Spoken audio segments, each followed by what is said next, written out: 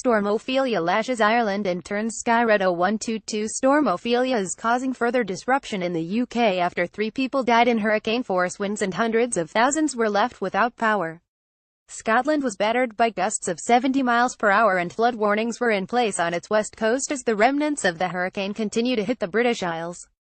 Signs of further impacts began to emerge as Operator Northern said several trees were blocking the line between Halifax and Bradford interchange.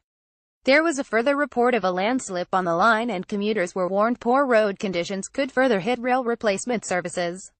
Trains were also unable to run between Manchester Airport and Wilmslow Station in Cheshire after a tree fell on overhead electrical wires. Elsewhere, some high-sided vehicles overturned in strong winds.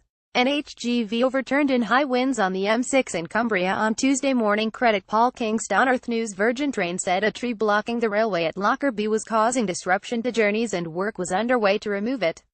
Part of the roof of a standard National League team Barrow AFC was ripped off by the wind. Police in the town warned people to avoid Wilkie Road, which runs behind the football club's Furnace Building Society Stadium, as the fire service assessed the damage. A car drives through sea foam whipped up by the wind of Hurricane Ophelia in Holyhead, Wales. Credit Christopher Furlongity. Cumbria police said gusts had reached up to 70 miles per hour in exposed coastal areas, with reports throughout the county of fallen trees, debris and roofs on the roads and damaged overhead cables. The force said it had dealt with 129 wind-related incidents between 2:15 p.m. and midnight on Monday, with many reports of trees down. Meanwhile, schools on both sides of the Irish border will remain closed for a second day as authorities begin to assess the damage. A NASA satellite image shows the remnants of Hurricane Ophelia, which slammed into Ireland and western parts of Britain. Credit Atlas Photo Archive. In USA, Ireland experienced the worst of the weather on Monday, with winds of almost 100 miles per hour damaging electricity networks and causing widespread disruption. One man was killed in Ravensdale, Dundalk, when a car he was in was struck by a tree at around 2:45 p.m., Gardaí said. He has been named in reports as Fintan Goss, 33, who was a father of 2, according to the Irish Independent.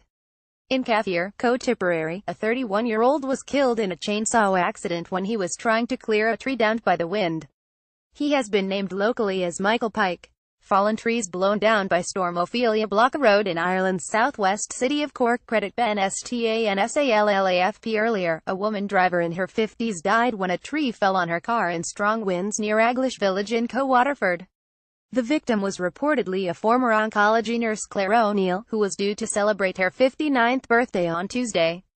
A worker clears fallen trees from a road during Storm Ophelia in the County Clare area of the Burren. Credit Clodagh Kilcoyne. Reuters. The Met Office has reduced the area covered by the yellow weather warning, but has still said a spell of very windy weather is likely.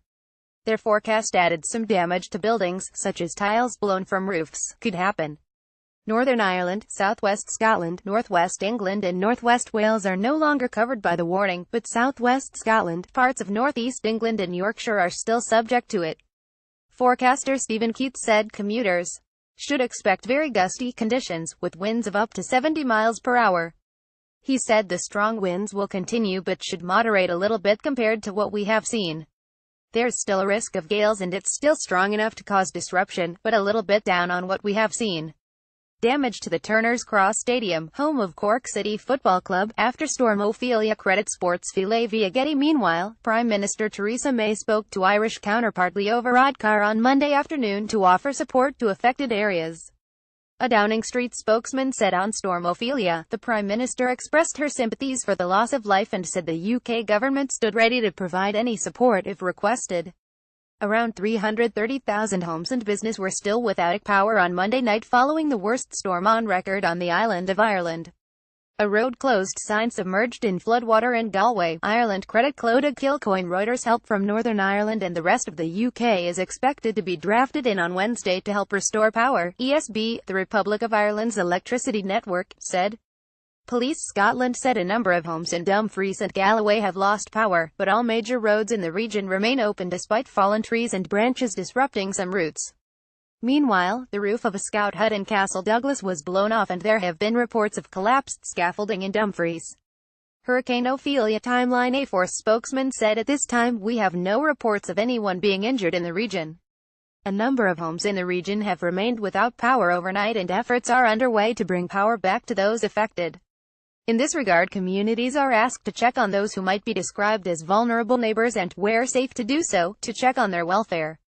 Winds are still strong across the region, and again drivers are asked to drive to the conditions and prepare for the unexpected as they go along.